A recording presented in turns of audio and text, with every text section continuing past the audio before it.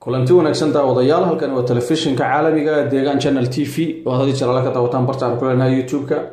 daawadayaal maanta ay taariikhdu tahay 13 bishii 7 2018 barnaamijkeena faaqidaada wargeyska waxaan ku soo qaadan doonaa madaxweyne Donald Trump oo wajigabax kala kulmay safarkiisa uu ku tagay wadanka Ingiriiska daawadayaal barnaamijkeena maanta ay hore u sii galayeen madaxweynaha wadanka Mareykanka ayaa booqasho hore loo shaacin ku tagay wadanka Ingiriiska 12 bishan waxaanu ka duulay magaalada Brussels ee caasimadda wadanka Belgium halkaas oo shirkii gaashaanbuurta NATO uu ku soo dhamaaday shirka gaashaanbuurta NATO oo buuq badan iyo soo waxaan ka jeediyay khudbad ku salaysan inkastoo markii dambe safgarad ku dhameeyeen iyaga iyo wadanka Jarmalku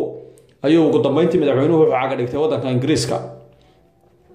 madaxweynaha wadanka Mareykanka oo aad looga jeclay wadanka Ingiriiska maadaama wadanka Ingiriisku yahay wadamada dimuqraadiyadda iyo nidaamka sinaanta asaaska iyo unuga u ayaa waxa mudaharaad xoog leh kaga hor yimi ururada ka soo horjeeda in haweenka lagu tacadiyo iyo kuwa islaamka in lagu tacadiyo ama dadka la kala qoqobo ka soo horjeeda waxaana maanta mudaharaad ay isugu soo bixeen dhowr milyan oo qof inta la sheegay sida la sheegayo ay isugu soo bixeen magaalooyinka waaweyn ee wadanka Ingiriiska waxaana ay noqonaysaa tan taariikh la yaab leh waa markii ugu horeysay ee madaxweynaha wadanka Mareykanka ka socdo oo Ingiriiska booqday sidan oo kale loogu mudaharaado ama uu kala kulmo cawaaqib xumadan dadka reer Britain oo aad iyo aad uga cadhaysan habdhaqanka aan la jeclaysan ee madaxweynaha wadanka Mareykanku uu kula dhaqmo dadyow badan oo dadka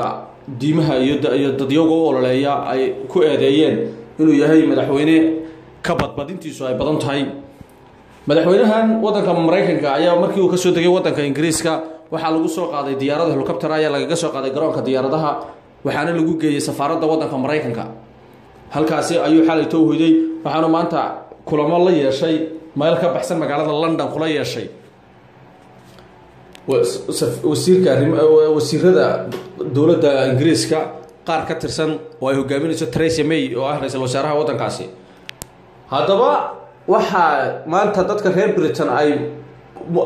hawada u direen bombalo weyn oo laga dhigay madaxweyne Donald Trump oo lagu fadeexadeynayay madaxweynuhu qaabka uu dhaqmo waxaanay noqonaysaa markii ugu horeysay ee uu wajigabaxan oo kale soo food saaro madaxweyne Donald Trump meel uu booqday sidan oo kale lagaga sameeyay intii uu xukunka hayay